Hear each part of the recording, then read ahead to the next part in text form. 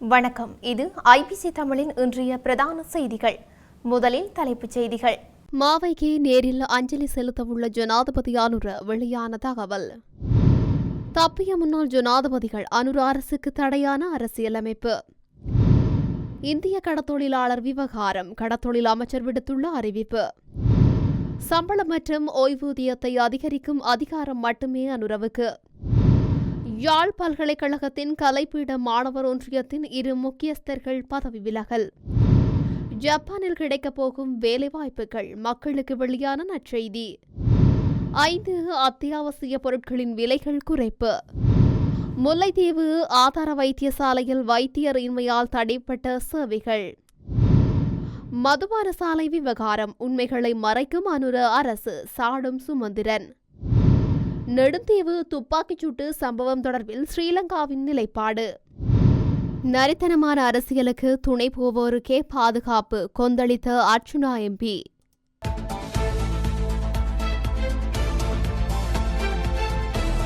தொடர்பான விரிவான செய்திகள். இலங்கை தமிழரசுக் கட்சியின் மூத்த உறுப்பினரும் முன்னாள் நாடாளுமன்ற உறுப்பினருமான மறைந்த மாவை சேனாதிராஜாவுக்கு ஜனாதிபதி அனுரகுமார திசாநாயக்க நேரில் சென்று அஞ்சலி செலுத்தவுள்ளதாக தகவல்கள் வெளியாகியுள்ளது. உடல் நலக்குறைவினால் நேற்றிரவு உயிரிழந்த மாவை சேனாதிராஜாவின் பூத உடல் மக்கள் அஞ்சலிக்காக மாவட்டபுரத்தில் உள்ள அவரது இல்லத்தில் வைக்கப்பட்டுள்ளது.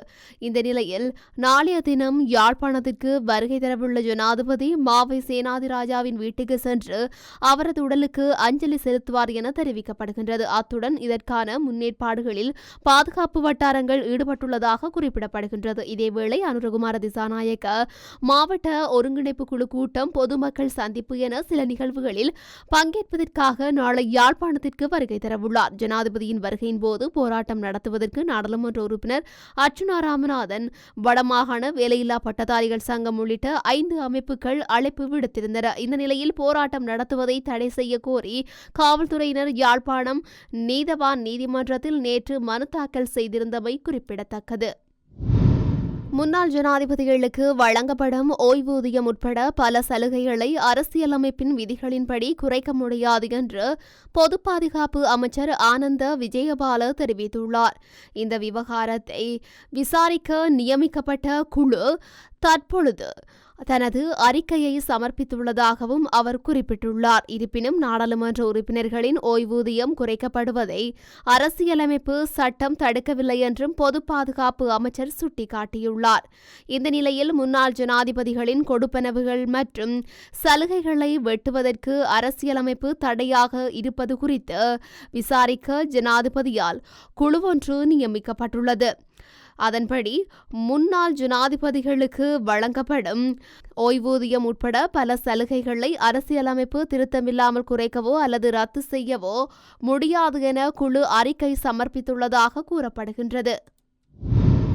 பேச்சுவார்த்தை மூலம் இலங்கை இந்திய கடத்தொழிலாளர்களது பிரச்சினைகள் தீர்க்கப்படுமாக இருந்தால் அதற்கு 2 கரங்களையும் உயர்த்தி நாங்கள் ஆதரவளிக்க தயாராக இருக்கின்றோம் என கடத்தொழில் அமைச்சர் ராமலிங்கம் சந்திரசேகர் தெரிவித்துள்ளார். யாழ்ப்பாணம் சங்கானை பகுதியில் நேற்று நடைபெற்ற நிகழ்வு ஒன்றின் பின்னர் ஊடகங்களுக்கு கருத்து தெரிவிக்கும் போதே அவர் இவ்வாறு குறிப்பிட்டுள்ளார். அங்கு அவர் மேலும் தெரிவிக்கையில், கடத்தொழிலாளர்களின் தலைவர்களை நாங்கள் வினயமாக கேட்டுக்கொள்வது என்னவென்றால், நாங்கள் உங்களுடன் பேச்சுவார்த்தை நடத்துவதற்கு தயார்.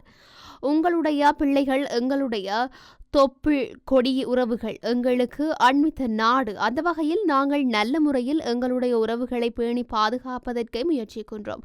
அந்த முயற்சிக்கு வேட்டு வைக்கின்ற வேலையாகவே இந்திய தமிழ்நாட்டு கடத்தொழிலாளர்களுடைய செயல்பாடுகள் காணப்படுகின்றது என அவர் மேலும் தெரிவித்துள்ளார். அரசியலமைப்பின்படி ஜனாதிபதி பதவியை வகிக்கும் நபர் சம்பளம் மற்றும் ஓய்வூதிய கொடுப்பனவு உரித்துரிமைகளை நாடாளுமன்ற பிரேரணை ஒன்றின் மூலம் அதிகரித்துக் கொள்ள முடியுமே தவிர அந்த உரித்துரிமைகளை குறைக்கக்கூடாது என்றே தெரிவிக்கப்பட்டிருக்கின்றது என ஐக்கிய தேசிய கட்சியின் தவிசாளர் வஜிர அபேவர்த்தன தெரிவித்துள்ளார். தற்போது முன்னாள் ஜனாதிபதிகளுக்காக சலுகைகளை குறைப்பது குறித்து எடுக்கப்பட்ட தீர்மானம் தொடர்பில் கருத்து தெரிவிக்கும் போதே இவ்வாறு குறிப்பிட்டுள்ளார். இது தொடர்பில் மேலும் தெரிவிக்கையில், தேசிய மக்கள் சக்தி அரசாங்கம் அதிகாரத்துக்கு வந்ததிலிருந்து முன்னாள் ஜனாதிபதிகளின் உரிமைகள் மற்றும் அவர்களின் பாதுகாப்பு தொடர்பிலே கதைத்து வருகின்றது. அவர்களுக்கு வழங்கப்பட்டிருந்த பாதுகாப்பு குறைக்கப்பட்டிருக்கின்றது. அதே நேரம் தற்போது வழங்கப்பட்டிருக்கும் உத்தியோகபூர்வ வீடு தொடர்பில் பல்வேறு கதைகளை தெரிவித்து வருகின்றனர்.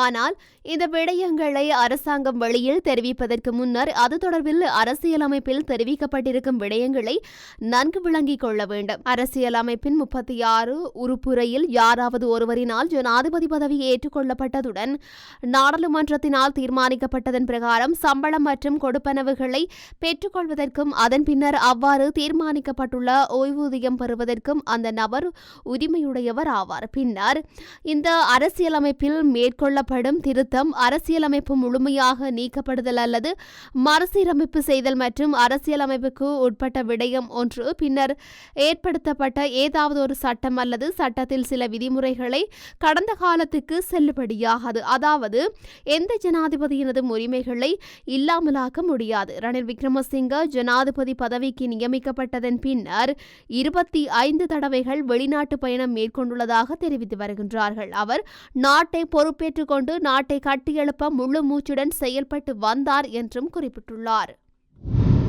யாழ்ப்பாணம் பல்கலைக்கழகத்தின் கலைப்பீட மாணவர் ஒன்றியத்தின் செயலாளர் மற்றும் இளம் பொருளாளர் ஆகியோர் பதவியிலிருந்து விலகுவதாக அறிவித்துள்ளனர். மாணவர்கள் மீதான பழிவாங்குதல்கள் மற்றும் கற்றல் உரிமைகளுக்காக உண்ணாவிரத போராட்டம் கடந்த 24 மற்றும் 25ஆம் தேதிகளில் ஜனநாயக வழியில் நடைபெற்றது. எனினும் அந்த போராட்டத்தினை திசை திருப்பும் வகையிலும் திரிவுபடுத்தும் வகையிலும் யாழ்ப்பாண பல்கலைக்கழக மாணவர்கள் போதைப்பொருள் பாவனையில் ஈடுபட்டு வருகின்றார்கள் என்றும் பொய்யான செய்தி ஊடக சந்திப்புகளில் பரப்பப்பட்டு வருகின்றது. எமது பல்கலைக்கழக மாணவர் ஒன்றிய பிரதிநிதிகள் பல்கலைக்கழகத்தின் மாண்பு என்பவற்றிற்கு எதிராக முன்னெடுக்கப்படும் அனைத்து செயல்களையும் முற்றாக மறுக்கின்றோம். கலைப்பீடத்தின் அனைத்து அணி மாணவர்களும் தமது முழுமையான எதிர்ப்பினையும் கண்டனங்களையும் இச்செயல்களிற்கு தெரிவித்துள்ளமை குறிப்பிடத்தக்கது. எனவே கலைப்பீட மாணவர் ஒன்றியத்தின் செயலாளர் மற்றும் இளம் பொருளாளர் பொறுப்புகளில் இருந்து கூட்டாக விலகி நாங்களும் எமது கண்டனங்களை தெரிவித்துக் கொள்கின்றோம். ஜப்பானில் தாதியர் பணிகளுக்காக இலங்கை தொழிலாளர்களின் பயிற்சி குழுவை நியமிப்பதற்கு இலங்கை வெளிநாட்டு வேலைவாய்ப்பு பணியகம் மற்றும் IM ஜப்பான் இடையேயான கலந்துரையாடல் தீர்மானிக்கப்பட்டுள்ளது. ஜப்பானில் தாதியர் வேலைத்துறையில் அதிக எண்ணிக்கையிலான வெற்றிடங்கள் காணப்படுவதால் இந்த தீர்மானம் எடுக்கப்பட்டதாக தெரிவிக்கப்படுகின்றது. வெளிநாட்டு வேலைவாய்ப்பு பணியகத்தின் தவிசாளர் கோஷல விக்ரமசிங்க மற்றும் IM ஜப்பானின் தவிசாளர் கனமோரி ஹிட்டோஷி ஆகியோர் இடையே இலங்கையர்களை ஜப்பானில் வேலைக்கு அனுப்புவதற்கான எதிர்கால ஏற்பாடுகள் தொடர்பான கலந்துரையாடல் இடம்பெற்றுள்ளது. இதன்போது தவிசாளர் கோஷல விக்ரமசிங்க இலங்கைக்கு தாதியர் துறையை தவிர வேறு துறைகளிலும் வேலைவாய்ப்புகளை வழங்க தேவையான நடவடிக்கைகளை எடுக்குமாறு ஜப்பானிய பிரதிநிதிகளிடம் கேட்டுக்கொண்டுள்ளார். அதனைத் தொடர்ந்து எதிர்காலத்தில் இலங்கைக்கு அதிகமான ஜப்பானிய வேலைவாய்ப்புகளை வழங்க தேவையான நடவடிக்கைகள் எடுக்கப்படும் என்று கனமோரி ஹிடோஷியும் உறுதியளித்துள்ளார். லங்கா சதோச நிறுவனம் 5 அத்தியாவசிய பொருட்களின் விலைகளை குறைத்துள்ளது. சதோச நிறுவனத்தின் கூற்றுப்படி குறித்த விலை குறைப்புகளானது இன்று முதல் நடைமுறைக்கு வரவுள்ளது. 230 ரூபாவாக இருந்த இறக்குமதி செய்யப்பட்ட 1 கிலோகிராம் வெங்காயத்தின் விலை 220 ரூபாவாகவும் 175 ரூபாவாக இருந்த 1 கிலோகிராம் கோதுமை மாவின் விலை 165 ரூபாவாகவும் 1 கிலோ வெள்ளை சீனி விலை 235 ரூபாவாகவும் குறைக்கப்பட்டுள்ளது. 288 ரூபாவாக இருந்த சிவப்பு பருப்பு கிலோ ஒன்றின் விலை 285 ரூபாவாகவும் 210 ரூபாவாக இருந்த இறக்குமதி செய்யப்பட்ட வெள்ளை பச்சை அரிசி கிலோகிராம் ஒன்றின் விலை 209 ரூபாவாகவும் குறைக்கப்பட்டுள்ளது. முல்லைத்தீவு ஆதார வைத்தியசாலையில் வைத்தியரின்மையால் நேற்று சிறிது நேரம் வெளிநோயாளர் பிரிவின் வைத்திய சேவைகள் தடைப்பட்டிருந்தன. இதுகுறித்து பொதுமக்களால் வன்னி மாவட்ட நாடாளுமன்ற உறுப்பினர் துரைராசா ரவிகரனிடம் முறையிடப்பட்டுள்ளது. இதையடுத்து இதுகுறித்து முல்லைத்தீவு பிராந்திய சுகாதார சேவைகள் பணிப்பாளரின் உதவியுடன் புரிதொரு வைத்தியரை வைத்திய சேவையில் ஈடுபடுத்துவதற்குரிய நடவடிக்கைகள் மேற்கொள்ளப்பட்டுள்ளது. இதன்போது வைத்தியசாலைக்கு சென்றிருந்த துரைராசா ரவிகரன் ஊடகங்களிடம் கருத்து தெரிவிக்கையில் மருத்துவ தேவைப்பாடுகள் இங்கு அதிகமாக காணப்படுகின்றன. முல்லைத்தீவு மாவட்ட பிராந்திய சுகாதார சேவைகள் பணிப்பாளர் இந்த தேவைப்பாடுகள் தொடர்பாக என்னிடம் ஏற்கனவே தெரியப்படுத்தியிருக்கின்றார். முல்லைத்தீவு ஆதார வைத்தியசாலை மாத்திரமல்லாது முல்லைத்தீவு மாவட்ட பொது வைத்தியசாலையில் காணப்படும் தேவைப்பாடுகள் தொடர்பிலும் என்னிடம் தெரியப்படுத்தியுள்ளார். இந்த தேவைப்பாடுகள் குறித்து ஏற்கனவே எம்மால் சுகாதார அமைச்சரின் கவனத்திற்கும் கொண்டுவரப்பட்டுள்ளது. இந்த குறைபாடுகளை தீர்ப்பதற்கு நடவடிக்கை மேற்கொள்வதாகவும் தெரிவிக்கப்பட்டுள்ளது. இந்த நிலையில் தற்போது முல்லைத்தீவு ஆதார வைத்தியசாலையில் வெளிநோயாளர் பிரிவில் நோயாளர்கள் பார்வையிடுவதற்கு வைத்தியர் எவரும் இல்லை. அத்தோடு வைத்திய சேவைகளை பெறுவதற்கு வந்த பொதுமக்கள் அவதிப்படுவதாகவும் என்னிடம் முறையிட்டிருந்தனர். அதற்கமைய இது தொடர்பில் முல்லைத்தீவு பிராந்திய சுகாதார சேவைகள் பணிப்பாளரிடம் இதுகுறித்து தொலைபேசியில் கலந்துரையாடியிருந்தேன். இந்த நிலையில் தாம் உடனடியாக பிறிதொரு வைத்தியரை கடமையில் ஈடுபடுத்துவதற்குரிய நடவடிக்கைகளை மேற்கொள்வதாக தெரிவித்திருந்தார். அந்த வகையில் மக்களின் முறைப்பாட்டிற்கு அமைவாக முல்லைத்தீவு ஆதார வைத்தியசாலைக்கு நேரடியாக வருகை தந்து நிலைமைகளை பார்வையிட்டிருந்தேன். இங்கு பிறிதொரு வைத்தியர் கடமையில் ஈடுபடுத்தப்பட்டு வைத்திய சேவையில் ஈடுபடுத்தப்பட்டிருப்பதை அவதானிக்க முடிந்தது. இங்கு நிலவும் மருத்துவ தேவைகள், வைத்திய ஆளணி பற்றாக்குறைகள் உடனடியாக தீர்க்கப்பட வேண்டும் என்றார்.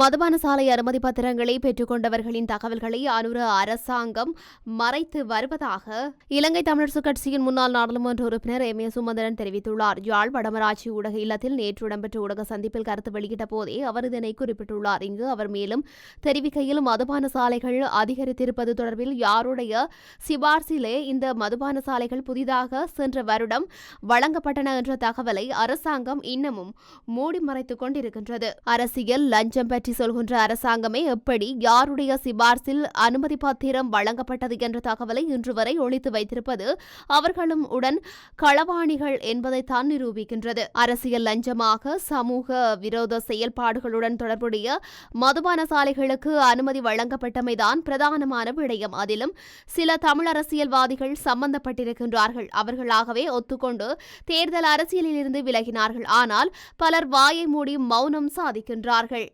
அரசியல் லஞ்சம் பெறுகின்றவர்கள் எங்களுடைய இனத்தை காட்டிக் கொடுப்பார்கள். தங்களுடைய சொந்த நலனிற்காக சொத்து குவிப்பதற்காக அரசியல் லஞ்சம் பெறுவதில் ஈடுபட்டிருக்கின்றார்கள் என தெரிவித்துள்ளார்.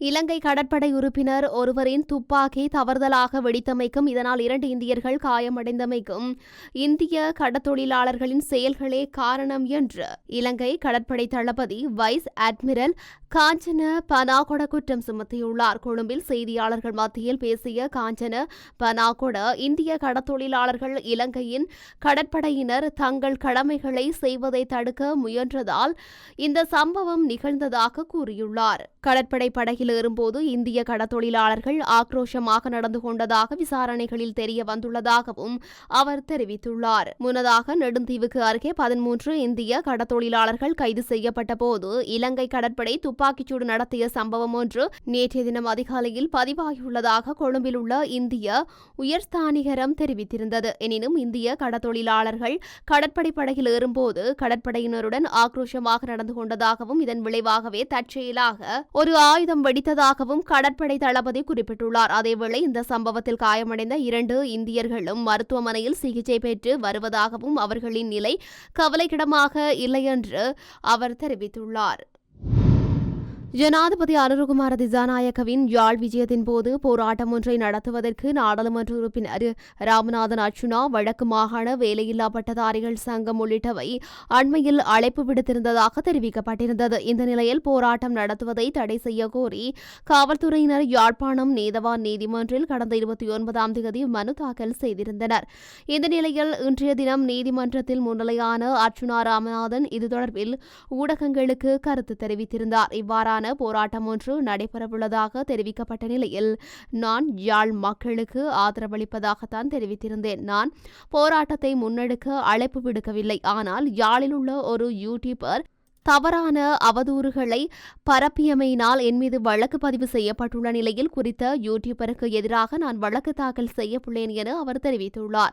நேற்றைய தினம் அனுராதபுரம் காவல்துறையினரால் யாழ்ப்பாணம் சாவகச்சேரி நகராட்சி மன்றத்தில் வைத்து அர்ச்சுனா ராமநாதன் கைது செய்யப்பட்டிருந்தார். தனது வாகனத்தில் அங்கீகரிக்கப்படாத விஐபி விளக்குகளை பயன்படுத்தியதற்காக ரம்பைவ பகுதியில் வைத்து அர்ச்சுனா எம்பி காவல்துறையினரால் வழிமறிக்கப்பட்டார். காவல்துறை அதிகாரிகளுக்கு எதிராக குற்றவியல், வற்புறுத்தல் மற்றும் கடமைக்கு இடையூறு விளைவித்தல் ஆகிய குற்றச்சாட்டுகளில் அவர் கைது செய்யப்பட்டதாக தெரிவிக்கப்பட்டிருந்தது. தற்போதைய அரசாங்கம் அரசியல் பழிவாங்கல்களை மாத்திரமே மேற்கொண்டு வருகின்றது. எனக்கான பாதுகாப்பு நடவடிக்கைகள் எதுவும் அரசாங்கம் மேற்கொள்ளவில்லை. என் பாதுகாப்பிற்காக விஐபி விளக்குகளை நான் பயன்படுத்தியமை தவறு என தெரிவிக்கின்றனர். ஆனால் முன்னாள் நாடாளுமன்ற உறுப்பினர் சுமந்திரனுக்கு இரு பாதுகாப்பு அதிகாரிகள் வழங்கப்பட்டிருந்தனர். தமிழரசு கட்சியை உடைத்தவரும் நரித்தனமான அரசியலுக்கு துணை போவருக்கு வழங்கப்பட்ட பாதுகாப்பு எனக்கு மறுக்கப்படுகின்றது. இதை நினைத்து நான் மிகவும் வெட்கப்படுகின்றேன் என அவர் மேலும் தெரிவித்துள்ளார். இத்துடன் இன்றைய பிரதான செய்திகள் நிறைவடைகின்றன. தொடர்ந்தும் செய்திகளை அறிந்து கொள்ள IBC தமிழ் நியூஸ் என்ற எமது யூடியூப் பக்கத்தினூடாக இணைந்திருங்கள். நன்றி.